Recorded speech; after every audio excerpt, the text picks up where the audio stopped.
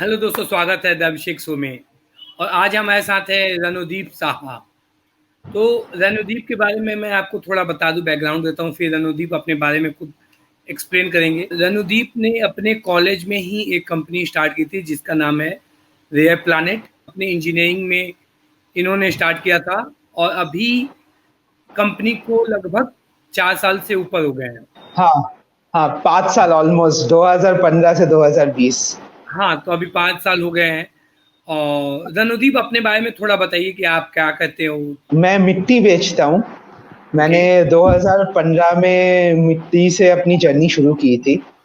तो हम लोग जो चाय पीते हैं कुल्हड़ पे, तो उस हम्म। कुल्हड़ को मैं बेचता हूँ देश-विदेश में।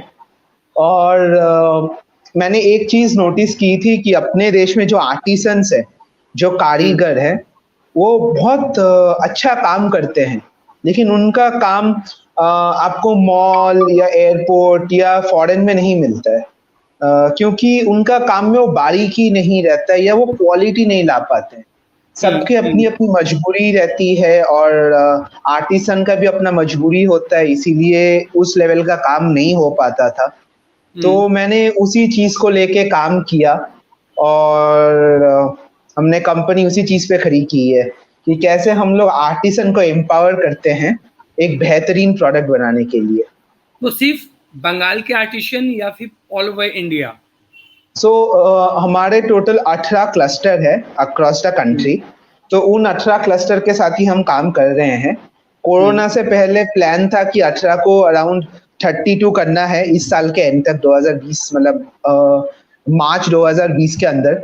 लेकिन हम्म। अब थोड़ा-सा स्लो हो गया है। लेकिन आशा करते हैं 32 ना पहुँच पाए, एटलीस्ट 24-25 क्लस्टर्स तक पहुँच ही जाएँगे इस साल के एंड तक। ओके। सो वी हैव तो क्लस्टर्स टोटल अक्रॉस कितने, द कंट्री। अगर टोटल नंबर ऑफ आर्टिशियंस बात करें तो कितने आर्टिशियंस है अभी? तो अगर अभिषेक जी, अगर आप देखें तो हमारे काम 2 पार्ट्स में डिवाइडेड है। एक है हम्म। आपका जो डायरेक्टली काम कर रहा है आर्टिस्ट, और एक है जो इनडायरेक्टली काम करता है। तो ओके। इन 18 क्लस्टर्स में हमारे पास करीबन आपका 500 के आसपास एक एवरेज फिगर आर्टिसन काम कर रहे हैं और ये ओके। डायरेक्टली कनेक्टेड है कंपनी से। और जो बाकी लोग हैं, वो इनडायरेक्टली सपोर्ट करते हैं। If you see indirect artisans, there are more than around 2,500 artisans are working.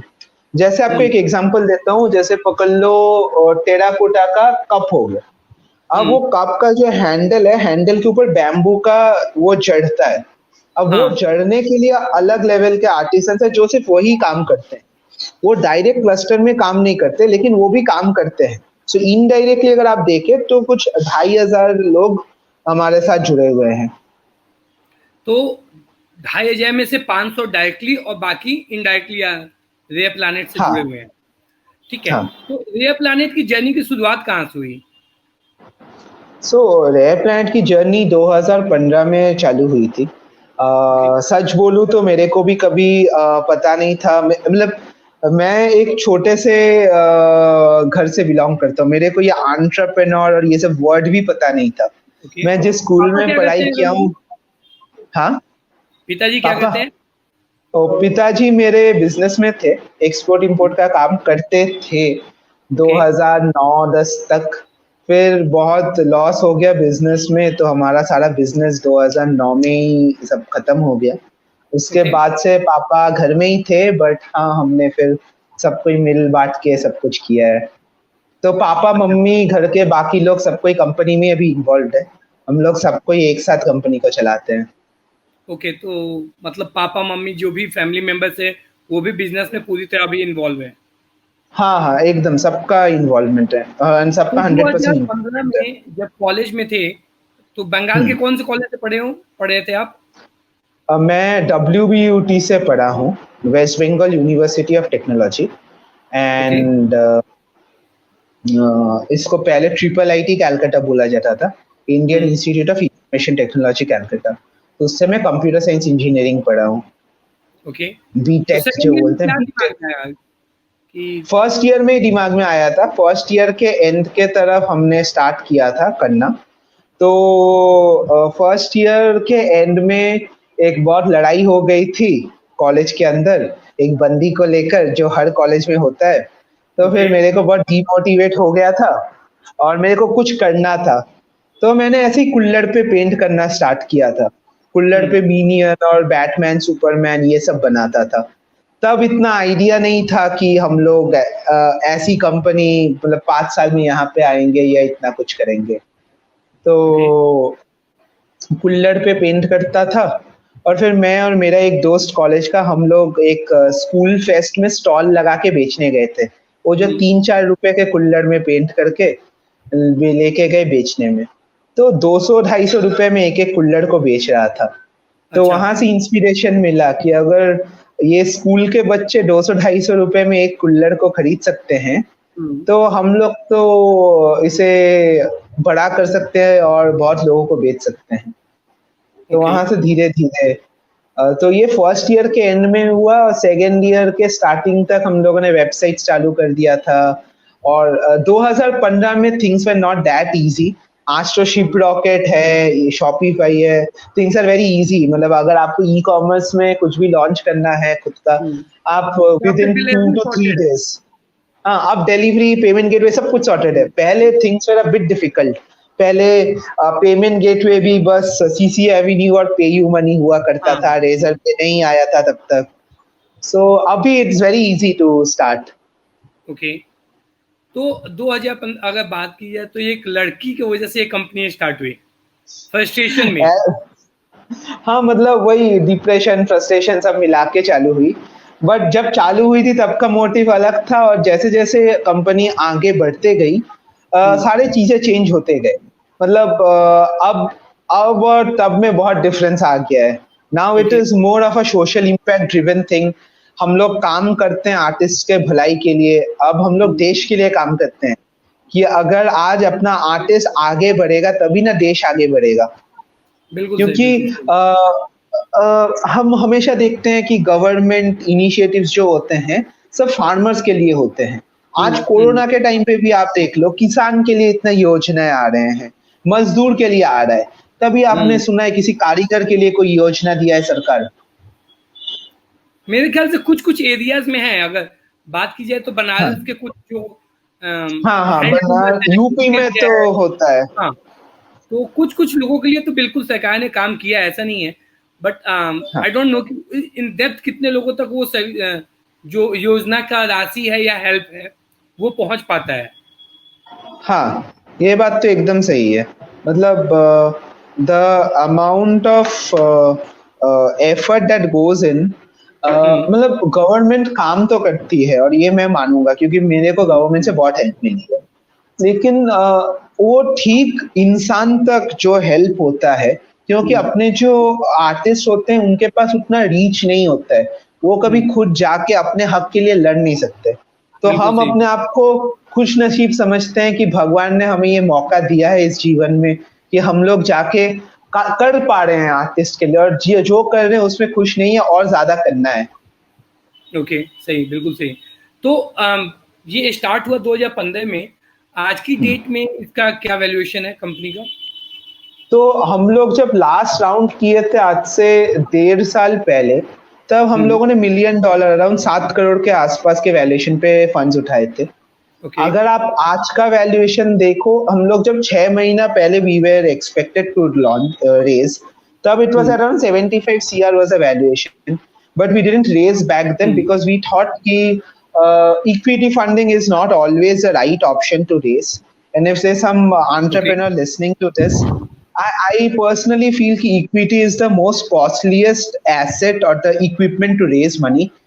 अगर आप डेथ या लोन्स या बैंक के थ्रू कुछ कर सकते हो in order to sustain your business, it depends on business to business again. But if your business allows you to work on a government bank loan, then that is the easiest way to raise money because you are not losing out on your equity. So हम लोग 6 महीना पहले हम लोगों ने टुकड़ा दिया. I won't mention the names, but we had term sheets, but we didn't raise. And we are looking at a valuation above 100 CR at this point of time. So whenever we are doing a next round, so it has to be above 100 CR. That's what we are expecting. Okay.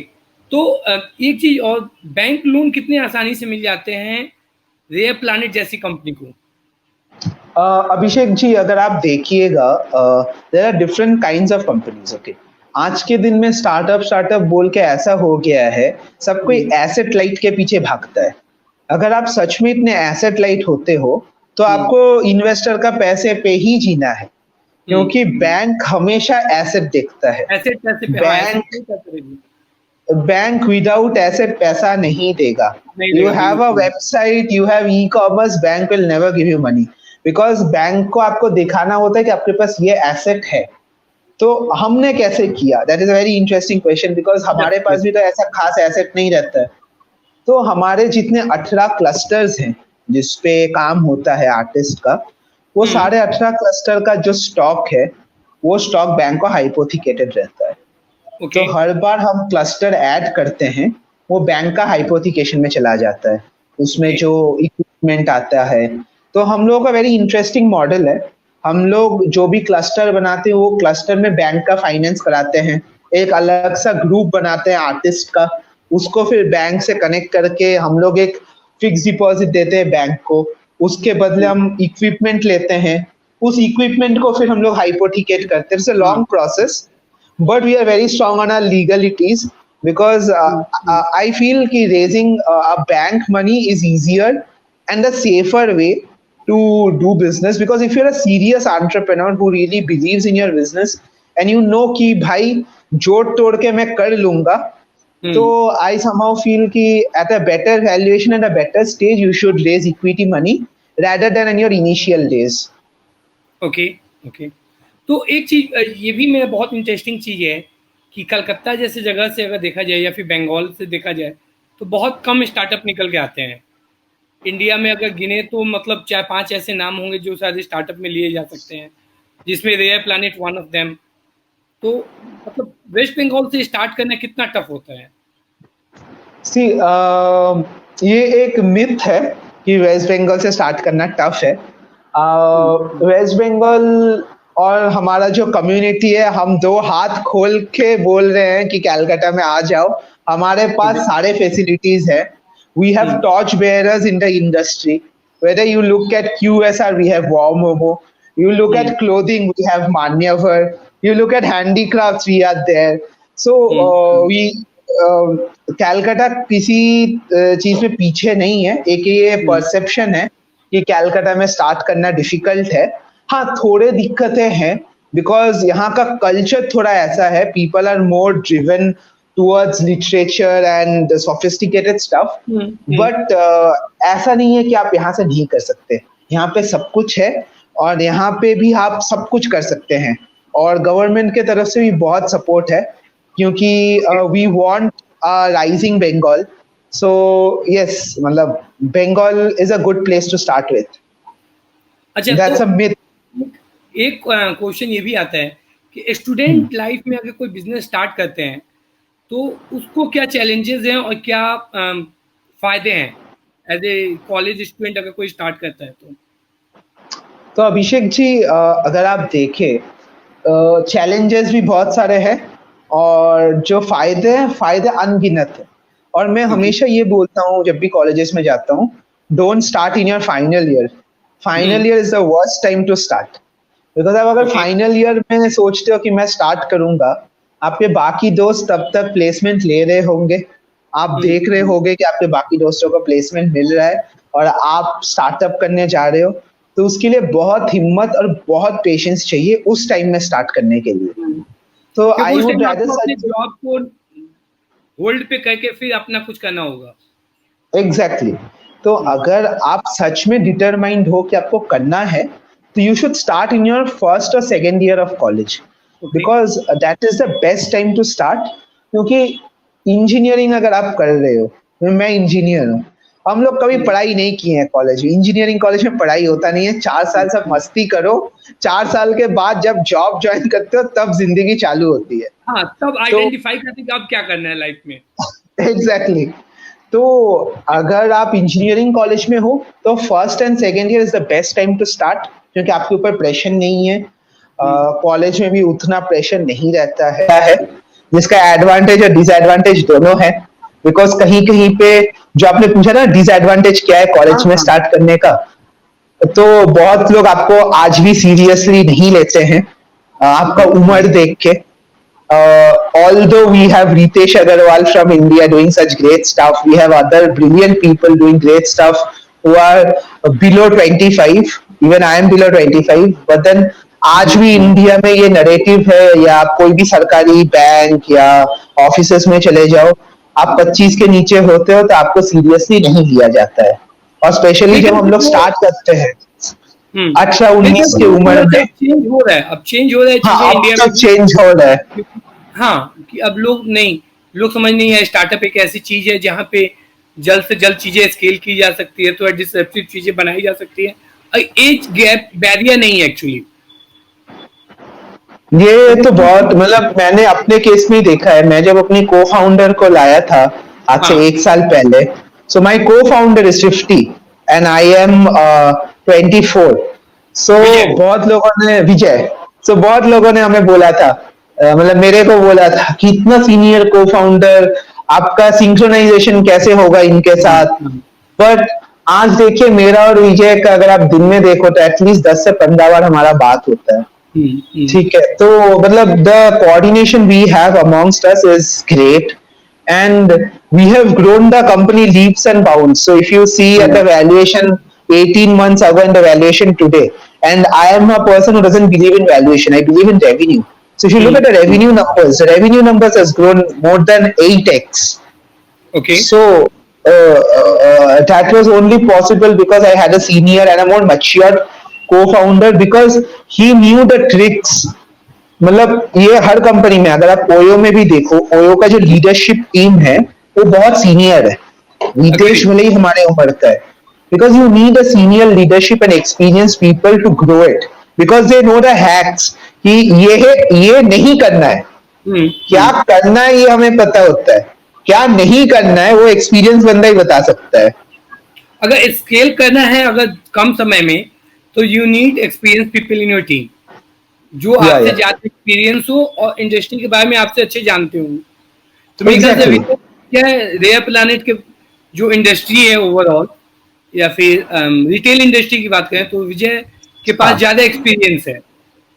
बहुत experience था. मतलब Vijay ji had a experience of 24 years in retail, so that came as a boon to us. अच्छा, तो एक चीज और इसमें बात करते हैं रणदीप, कि मैं जानता हूँ रणदीप को 2016 से, राइट, और अभी तक रणदीप की जो जर्नी रही है वो मैं देखता आया हूँ. और जो कप की बात कर रहे थे, टेराकोटा वाला, वो मुझे गिफ्ट दिया था पहली बार जब हम लोग मिले थे. एक चीज और बता रणदीप की, एक कॉलेज स्टूडेंट्स को स्टार्ट करने में जो मतलब एक होता है कि आपकी पर्सनल लाइफ कितना हैम्पर हो रही है, या फिर आपका फोकस क्या है, अगर बिजनेस पे है या फिर पर्सनल लाइफ पे है, उसको बैलेंस करना एक कम एज के फाउंडर के लिए ज्यादा टफ होता है. सो अभिषेक भैया, मेरा कोई पर्सनल लाइफ है नहीं. फर्स्ट, मतलब मेरा 24 घंटा में से 17 to 18 घंटा जो मैं जगा हुआ रहता हूँ, तो उसमें से 17 घंटा में से पकड़ लो 14 to 15 घंटा तो मेरा कंपनी में ही जाता है. मैं जब लंच भी कर रहा होता हूँ तब भी मैं फोन पे कुछ ना कुछ काम का चीज ही देखता हूँ. और अभी तो बल्कि कॉलेज खत्म हो गया है, 1.5 साल होने को आया है. जब कॉलेज में था things were are bit difficult, because आपको कॉलेज जाना होता है. ऐसा नहीं है आप कॉलेज से रिश्ता नाता तोड़ दो, कॉलेज तो हफ्ते में एटलीस्ट 2-3 बार जाना होता ही था. बट अगर आप कुछ अच्छा काम करते हो ना, तो आपको लोग रिकॉग्नाइज करते हैं, आपके कॉलेज के प्रोफेसर भी रिकॉग्नाइज करेंगे. और उन्होंने जो सपोर्ट मेरे को दिया है, दैट इज मतलब I can never repay them back. Like they have given me unconditional support from college. Even in classes, everything. मेरे को टीचर्स एग्जाम से पहले टीचर मतलब प्रोफेसर मेरे को पढ़ा देता था 2 घंटे में एक चैप्टर. तो वो अपने रूम पे बुला के पढ़ा देता, रानोदीप मैं तुम्हें पढ़ा दूंगा, तुम टेंशन मत करो, पास हो जाओगे. सो आपको अच्छा करना है, अच्छा सोचना है और अपना काम मन से करना है. बाकी सब भगवान खुद ब खुद आपको रास्ता बना देगा. वो भी होता है कि आप सही काम कर रहे हो तो लोग आपको हाँ। सपोर्ट करने भी आ जाते हैं। मतलब अभिषेक जी, मैं आपको एक चीज बताता हूँ। आज तक रैप बैंड का जितना भी पीआर हुआ है, हम्म। मैं कभी किसी को ऐसे फोन करके पीआर के लिए नहीं बोला हूँ। ओके। मतलब मैंने मेरा काम किया है और पीआर खुद से हुआ है, जितना भी पीआर हुआ है। हम्म, मेरे जो भी प्रेस में भाई बंधु हैं, उनसे मैं एक बार या दो बार मिला हूँ और मैं हम्म, उनके जहन में रह जाता हूँ। तो मतलब बोलते हैं ना, अगर आपको कुछ करना है तो वो भगवान आपको रास्ता निकाल के देगा ही देगा। हाँ हाँ। मतलब we work with Crossword, Shopper Stop, WH Smith. WH Smith is a foreign brand. मैं हम्म। आज भी सोचता हूँ कि कैसे मैं WH Smith तक पहुंचा और कैसे ये रिश्ता बना उनके साथ। तो रास्ता तो निकल के आता है, बस आपको मेहनत करते रहना है। एक जर्नी तुमने बताई थी रणदीप मुझे, जो किशोर बेयानी से बात हुई थी तुम्हारी बिग बाजार में आउटलेट लगाने के लिए रेयर प्लानिट का, हाँ, हाँ। वो कैसे हुआ था? तो किशोर जी से बात हुआ था फ्यूचर ग्रुप के थ्रू, और हम्म। WH स्मिथ को तब ने फ्यूचर ग्रुप में ले लिया था। हाँ। तो हम लोग WH स्मिथ से जुड़े हैं 2016 से। मेरा जब ओके। आपसे पहली बार मुलाकात हुआ था, तब मैं हम्म। WH स्मिथ में काम शुरू शुरू कर रहा था।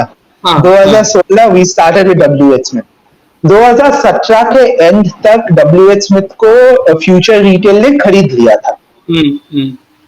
और Future Retail is very Kishore Biyani, and we had after Future Group took over WH Smith, the growth we had was hmm. immense. As in, we had 130% growth in revenue with WH Smith. And मतलब हम लोग hot, मतलब वो spotlight में आ गए थे WH हाँ Smith में। हाँ। उसके बाद मैंने मेल लिखा था किशोर जी को, और मैंने सपने में भी नहीं सोचा था कि I would get an appointment to meet him. Hmm. But as again भगवान आपको रास्ता बना के देता है हाँ हमेशा। तो मैं उनसे मिला और हमने वैसे ही सेंट्रल का डील क्लोज किया था। हम्म। और he is great as a person. मतलब आपको उनसे मिलके लगेगा कि वो अपने चाचा, या मतलब अपने चाचा जैसे लगे मेरे को। मतलब the way he told me things and the अपनापन जो है, इतने ओके। बड़े आदमियों की जो ह्यूमिलिटी था उनमें, हम्म। That is immense. यार मैंने ऐसे एक ही चीज और वो नोटिस रिटेल के किया है। किंग नहीं बने। No no, agreed agreed. मैं एक चीज और नोटिस करता हूँ कि बहुत सारे जो स्टार्टअप फाउंडर होते हैं, उनमें वो ह्यूमैनिटी नहीं दिखती। मतलब वो पता नहीं, थोड़ा इगोइस्टिक होते हैं कुछ, तो मैं जानता हूँ। कुछ में पता नहीं इनिशियल डेज में अच्छे होते हैं, बाद में फंड रेजिंग के बाद वो थोड़े इगोइस्टिक हो जाते हैं। बट जो पहले जैसे किशोर बियानी की बात कर रहे हो आप, ये लोग में ह्यूमैनिटी, या फिर रतन टाटा में, ये लोग में दिखती है कि नहीं यार, इन लोग में एक्चुअली है वो, राइट। तो इनके स्केलिंग का भी मुझे लगता है कि ये नेचर में होना बहुत हद तक ग्रोथ में भी काम आता है। बहुत इंपॉर्टेंट है। मतलब आप किसी भी कंपनी के साथ काम करना शुरू करोगे ना, हम्म।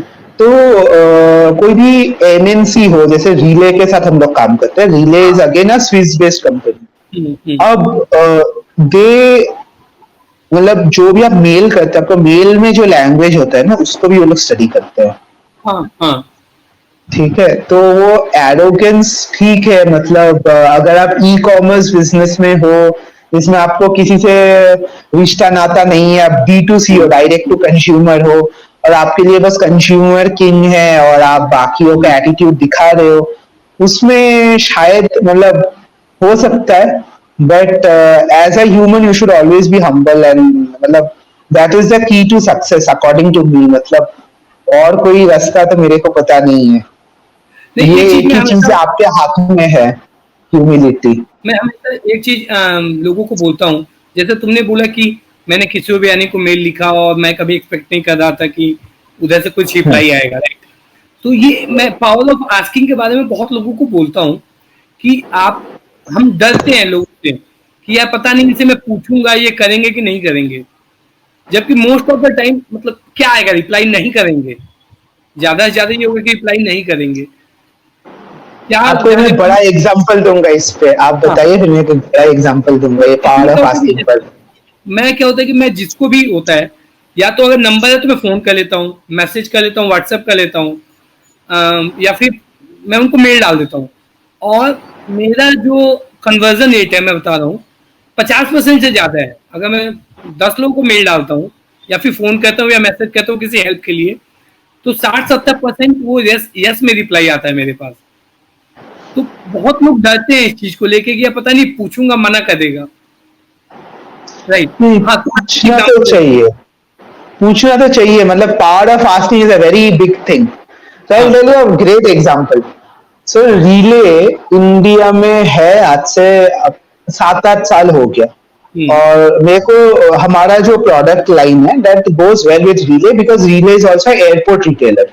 हम्म। और मैं रिले के पीछे 3 साल से पड़ा हुआ था, 3 years. I've been in touch with the junior management, buyers, everyone. I had talked to everyone. किसी भी तरह मेरा कन्वर्शन नहीं हो रहा था। 5 साल, मतलब 3-4 साल से मैं पढ़ा था।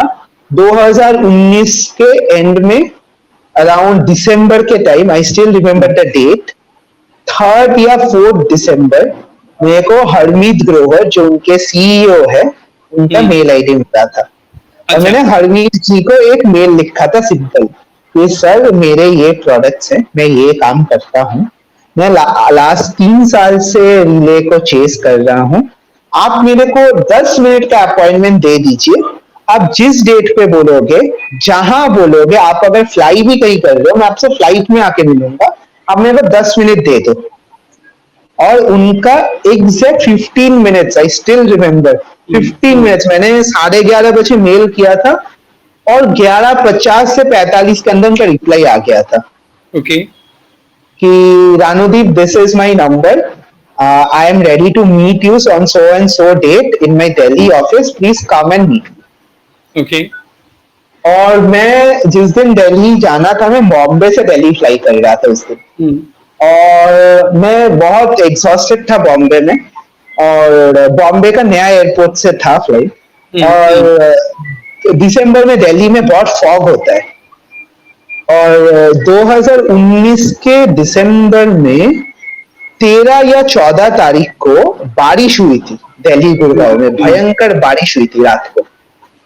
उसी दिन मेरा फ्लाइट था, और फ्लाइट था रात के 2 बजे का। फ्लाइट डिले होते होते 4 से 5 बजे का हो गया था। मैं लाउंज में सो गया, और मेरी फ्लाइट हो गई मिस। फिर मैं जैसे तैसे, दूसरा फ्लाइट उस दिन बारिश की वजह से फ्लाइट्स कैंसिल थे बहुत, फिर भी मैं जैसे तैसे दोपहर के 2 बजे तक उनके मीटिंग के लिए पहुंचा था। और वो 10 मिनट का मीटिंग में पूरा कन्वर्शन हो गया। और रिले के साथ अगर आप देखोगे, आज जब कोरोना हुआ और जब एयरपोर्ट्स खुले, जो मास्क और पीपीई का जो हमारा बिजनेस है, जो हमने नया लॉन्च किया था आफ्टर कोविड, रिले was the first company to put us the purchase order. तो इतना कॉन्फिडेंस उनमें आ गया था दिसंबर के बाद, जब जैन से बिजनेस स्टार्ट हुआ। सो हमारे 6 SKUs उनके टॉप 100 लिस्ट में आ गए थे across the country.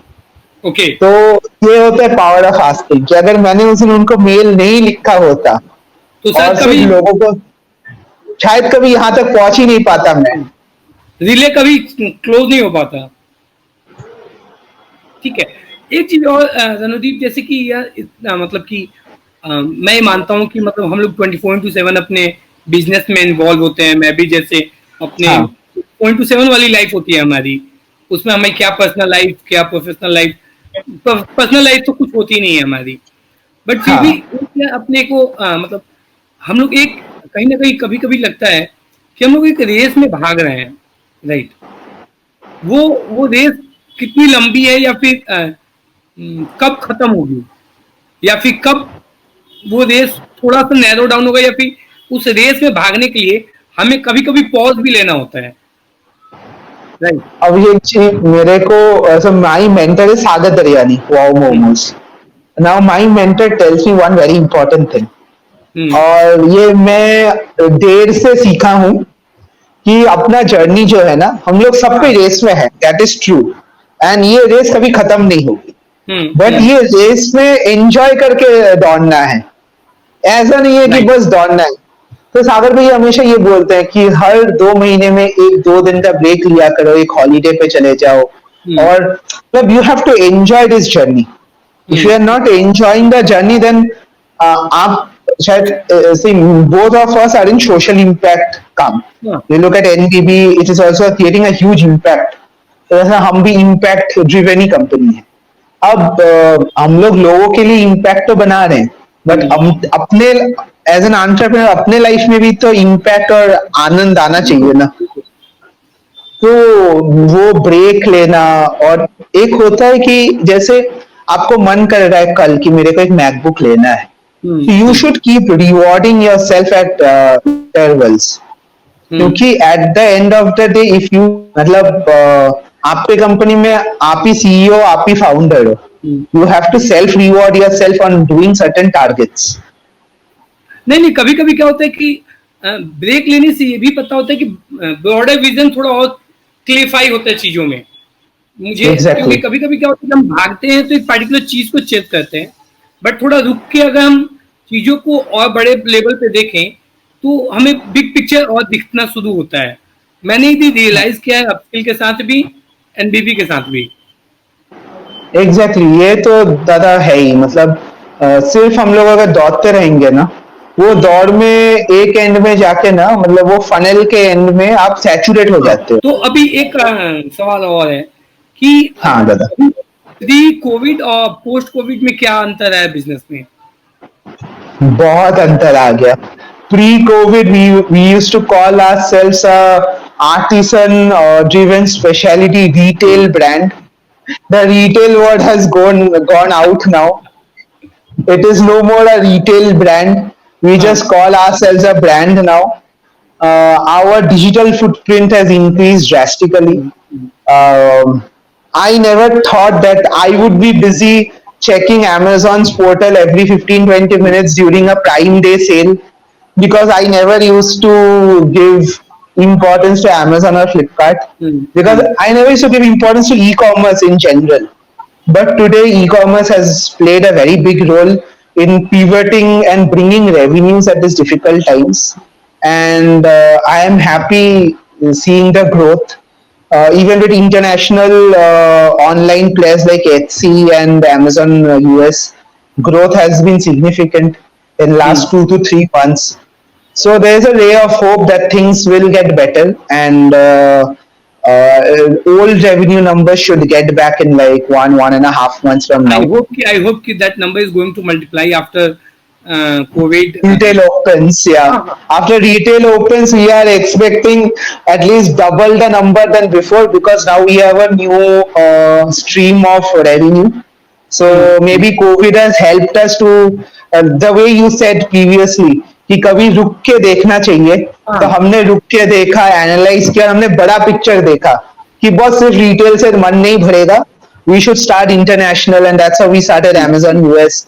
And yeah, मतलब I hope things will get more better and we'll be able to take in more. Covid में रणदीप एक चीज और क्लियर हुआ ना कि ऑफलाइन बिजनेसेस में स्केल जो है वो ऑनलाइन से हमेशा कम रहेगा. यस, हमेशा. और अगर दोनों ब्लेंडेड करके चले कि नहीं है मुझे थोड़ा रिटेल में भी करना है ऑफलाइन में, और थोड़ा पार्ट ऑनलाइन भी ले जाना है मुझे, तो इससे हमारा स्केल जो है मल्टीप्लाई हो जाएगा. रिटेल तो हम कर ही रहे ऑफलाइन, बट ऑनलाइन करने से सक्सेस वो होगा. No, I truly believe it, because I'll give you an example. If you, I won't quote numbers, but if you look at our revenue numbers in offline till March, and today we're standing in August, and even today I'm saying in next 1.5 months we will be at a similar number on the digital space. And it's been like, अगर आप मार्च से देखोगे, April, May, June, it's been like 6.5 months, or 7 months. Let us take 7 months. The scale we grew in 7 months. It took me 5 years in retail to reach that point. और हम लोग 7 महीना में online में वो नंबर्स कर पा रहे हैं. And that's the power of online business. Yes. So online is here to stay, and omni-channel is the way forward. So offline plus online, both blended is going to create miracles for lots of businesses. If we are talking about upskill, तो upskill में पहले we are doing offline classes. Exactly. We were planning to do it online after a certain time, but due to COVID, we have to prepone this thing and start our online businesses. तो अभी क्या लगता है कि हम लोग पहले जो ऑफलाइन में हर महीने में एक या दो बैचेस स्टार्ट करते थे, अब हमारे वो नंबर बढ़ के ज़्यादा हो गया है ऑनलाइन में। हमारा रेवेन्यू बढ़ गया है, नंबर ऑफ पार्टिसिपेंट बढ़ गए हैं, तो वो एक अलग लेवल पे ग्रो हो रहा है। और हम लोग ये भी प्लान कर रहे हैं Yes. कि ऑनलाइन तो ग्रो कर रहा है, ऑफलाइन तो हमारा फोटे है, right? Offline will come back, sir. I am pretty sure offline will come back. And in the sector where I am in, travel retail will come back with a boom because with COVID, we have a great positive side. Even lower middle class people are now preferring to fly rather than take a train because हाँ, flight is the safest mode of transportation amidst this pandemic, and more people will fly with a aviation minister like Hardeep Puri. He is trying to reduce the taxes which government used to put on our airfare. As a result, more people will be able to fly. And more people flying to an airport helps us increase our business. true, true, very true. So we see a great days coming ahead, and it is very evident, Abhishek ji, ki if any economy has to grow, aviation plays a very important role. आज अगर Infra आप overall, US overall, if you are talking about infra overall, infra is going to play a major role to develop a या particular economy in any country. So if you are talking about infra, see China. So China built so much infra, so they don't have people to stay there, right? So they have lots of ghost city in China, जहाँ पे कोई नहीं रहे। Yes उन्होंने पूरा का yes पूरा 50-100 kilometre का शहर बना दिया है और उस शहर में कोई नहीं रहने वाला है। For the future. So I just hope something similar to that happens in India soon. या बिल्कुल होगा, बिल्कुल होगा। अब एक चीज और लास्ट जो क्वेश्चन है रणदीप, वो है हाँ, बहुत सारे इंटरनेशनल स्टेजेस पे या फिर नेशनल स्टेजेस पे you are as a speaker, तुमने बहुत जगह बात की है अपने बारे में, तो वो कितना बिजनेस को हेल्प करता है ग्रो करने में? see, in the terms of personal growth and personal branding, that helps a lot. In terms of business, whenever it comes on a newspaper or a platform like NBB or something like that, उससे बहुत traffic generate होता है website पे for next 2 to 3 days. उसके बाद वो fade away हो जाता है. और जो भी प्लेटफॉर्म्स में आप बात करते थे, जो स्टॉक हो गया या टेडेक्स हो गया, इसमें बिजनेस में खास इफेक्ट नहीं आता है क्योंकि बिजनेस पे हमारा बिजनेस रिटेल और ऑनलाइन का मिक्सचर है. I haven't seen that spike going to a specific place to speak, and after that I have seen a spike in the business.